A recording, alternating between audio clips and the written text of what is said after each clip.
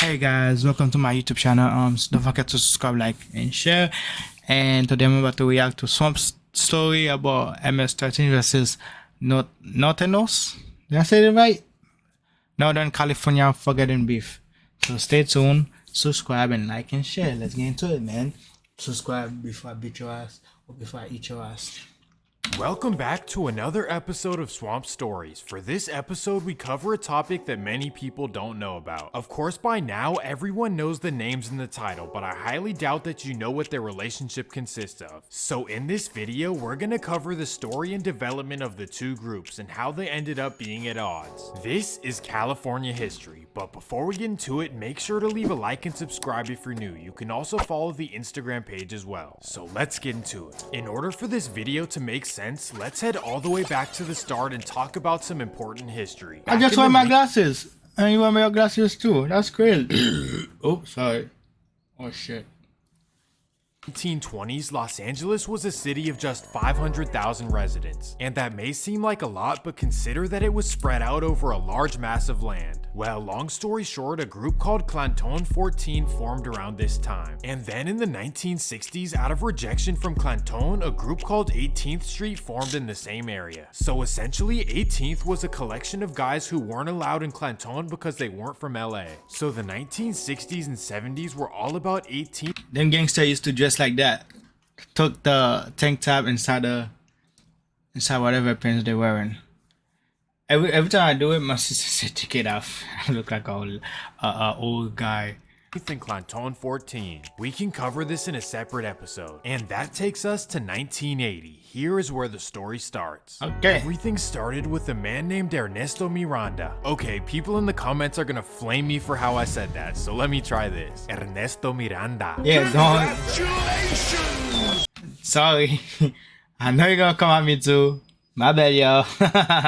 Ernesto Miranda. Anyways, Ernesto was born and raised in El Salvador during their wild years. Every day was chaos during the 1970s, to the point where he decided that enough was enough. So in 1980, by himself, an 18-year-old Ernesto moved to Los Angeles. He arrived with little to no money, but was able to pick up a job and rent a room in the Pico Union neighborhood. And here is where things get complicated. He began running into issues with local groups such as Clanton 14 and the Rolling 20s, and that's when he realized Los Angeles was nothing like the movies. So after a short time, he didn't feel comfortable rolling alone any longer, so he got together with everyone who had moved from El Salvador. A group of around 10 people collectively got together and started a group called MS-13. They began going fast throughout Los Angeles. Wait, that's how they started?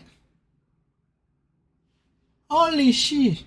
Due to the large influx of Salvadorians. And these were not guys that you wanted to mess with. That's because they were trained professionally by US Green Berets. So it's safe to say that these guys were way more prepared than anyone in California. I'm not doing it, fuck. And since the very start, nearly everyone in LA despised MS due to their wild nature. It's mainly because they wanted to truly take over everything around them. Unlike the Hoovers or Black P. Stones who happily just claim and represent the area they're from, MS wanted to take over everyone else's area. And unfortunately, that tendency is the only reason for this story. Well, over the years, MS developed their tattoos, hand signs, and alliances throughout LA. And during this time, they decided to align with La M, also known as the Mafia. This was a major decision because it placed them as allies with the Southsiders. But because they now share the 13, they had to differentiate themselves. So they usually get MS tatted on their cheeks, forehead, and hands in order to make it known who they belong to. But unlike many other organizations, they aren't centered anywhere.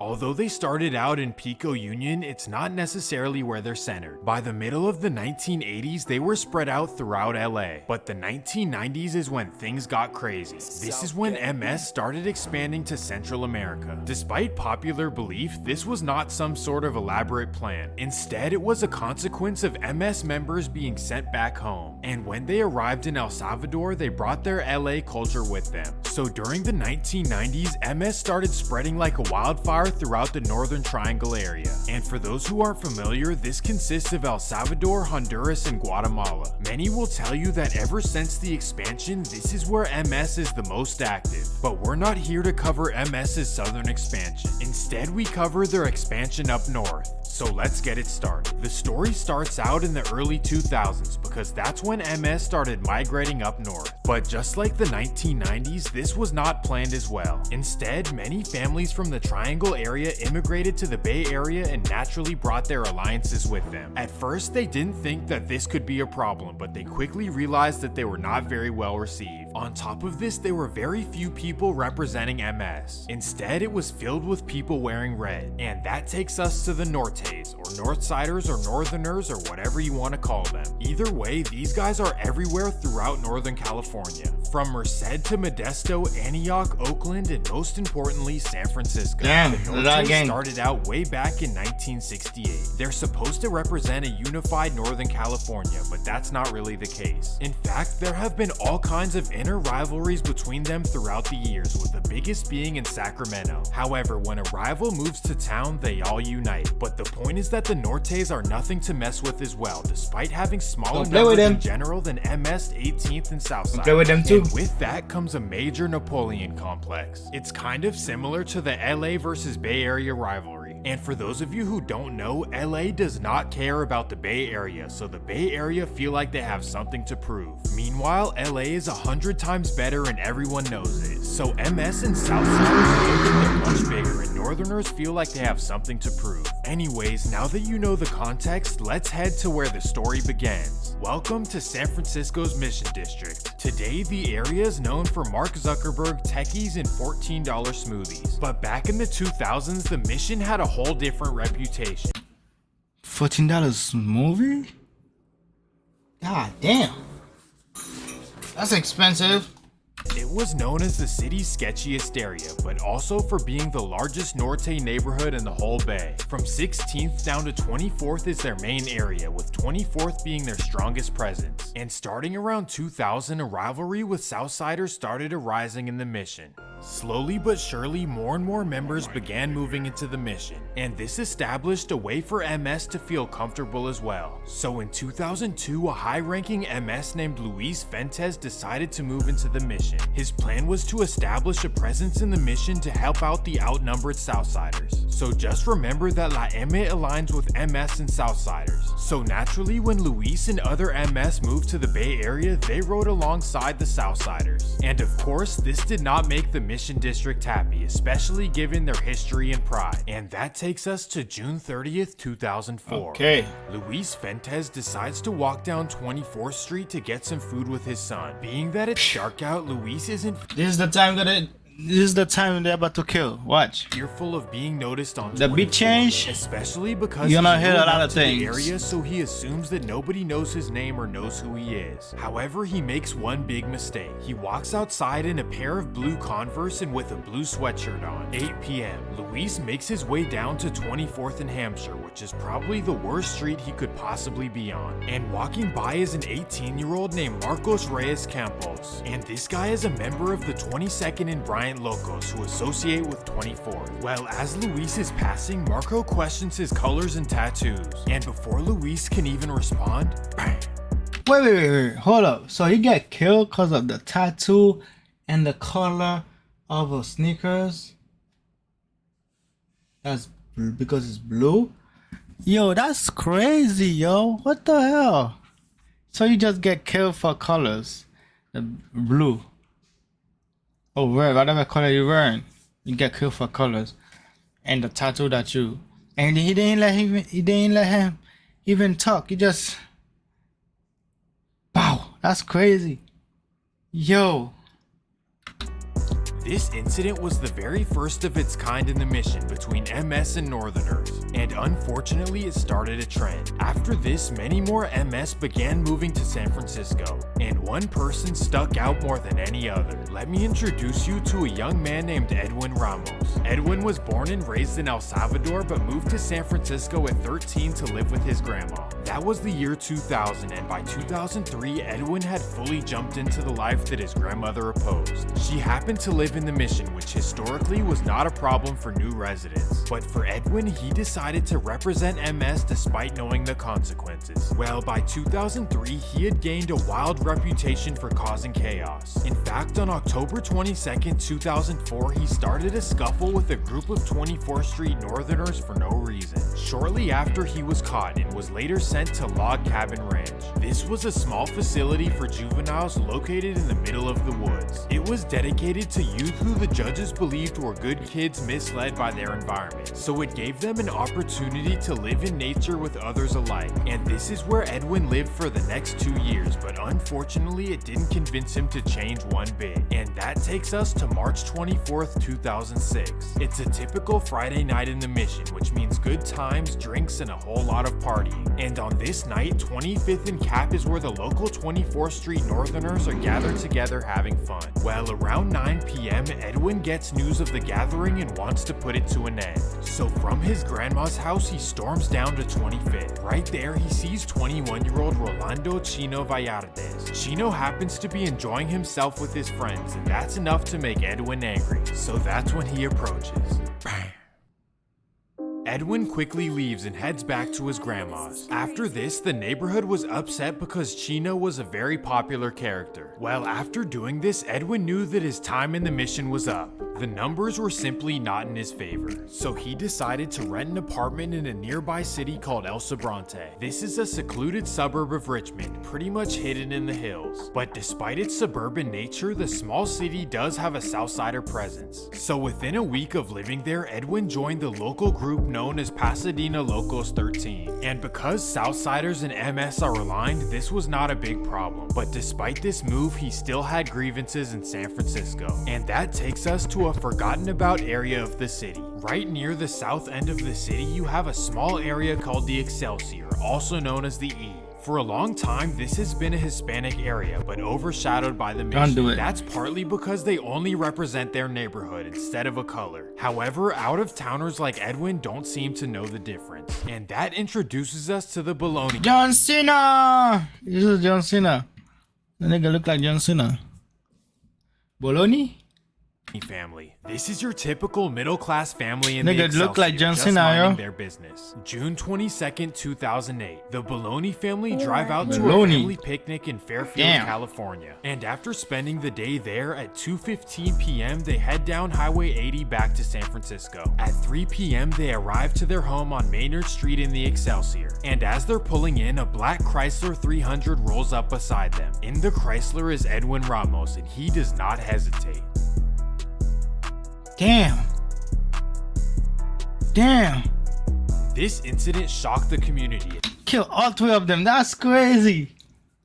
Guy gang. Especially I'm because blang they blang. were a normal family. They had no relations or the- ties to anything of street nature. Well, a few months later, Edwin would go down for this thanks to his friend Douglas.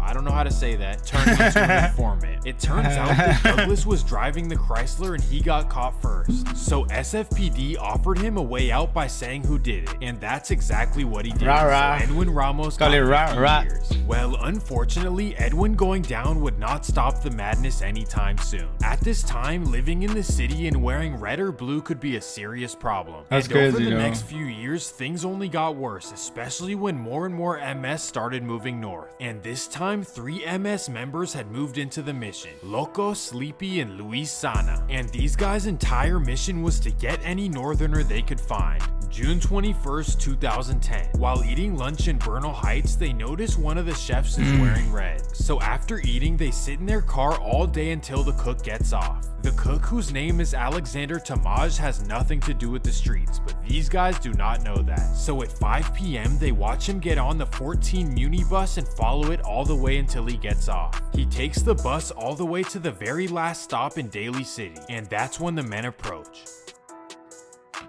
So they kill a man over a red. He don't got nothing to do with the gang. And they just shot him. What kind of, what? So you cannot wear no color, only black or white. But if you wear red, you done. If you wear blue, you done. That's crazy. Yo, that's savage. So you cannot wear no red, no blue, no orange too? That's nuts. He just get up from work, man, and you kill him. Just because he wearing gang color. That's it. He's not in a gang. That's fucked up. This kind of event became way too common in San Francisco, to the point where a local rapper named Goldtoes decided to call for people to stop putting their family members in red or blue. And on top of this, Mission District rappers put out a song called San Francisco Anthem. This may not seem like a big deal, but the idea was to reunite the neighborhood and for everyone to take pride in the city. And not too long after this, the Department of Homeland Security took down San Francisco's MS entirely with 30 convictions. And it's safe to say that since then it has severely calmed down. These days the Mission is divided into two sections, Army Street and 24th, but I can cover that in a part 2 if you want it. And instead of trying to have areas in the Bay, MS now has hideouts where they move low-key. One of those happened to be in the small town of Mendota, just a few hours south of the Bay Area. But to end the video, we cover one last incident that shocked the whole Bay, and that takes us to Novato, California. This suburb is known as one of the safest in California, where crime is extremely rare. In fact, the entire Marin County very rarely sees anything happen other than soccer moms spilling their Starbucks. It's literally the wealthiest and quietest place you can ever imagine, and that's why this story caught the national news. May 25th, 2016. Earlier in the month, a new student began attending Novato High. His name is Edwin Guerra, and he was born and raised in El Salvador. Also at the school are 2 other students who came over from El Salvador as well. That would be Juan Enriquez and Edwin Guevara, both of which are seniors who are a week away from graduation. But not only would they be graduating academically, but also from JROTC. Well, on the morning of May 25th, the teens get a call from a 650 number. So they pick up, and it's a man named Eden Alfaro. He tells them that there's a student at their school who he needs gone. Alfaro then gives them his address, 2 p.m. The teens follow Edwin to his apartment on Fairway Drive, and that's when they approach him. This was a huge deal in Marin County because the area had never seen something like this in their entire history. It's almost like Calabasas or something where you'd never expect it. Well, not too long after both teens went down, that's when they found out that they were MS, and the man who called them was literally the MS NorCal leader. After a long search, they eventually found him hiding out in Maryland. Why it happened, we will never know because they never give up information. And that's gonna do it for this episode of Swamp. That's crazy. Yo, what the hell? Oh my god. Wow. Oh, I just act like the guy. What the fuck? Oh man. A whole lot of killers out here, man. Stay away from the gang, you know what I mean? Eat healthy and shit, you know? Go to work and shit, you know? Do YouTube something, you know? Like, stay away from the shit, man. That's just crazy. Alright, subscribe. Don't make your mom cry. I'm out. Woo! Ooh, what's the ball right here? Subscribe. Don't make your mom cry. I'm out. That's my balls right here.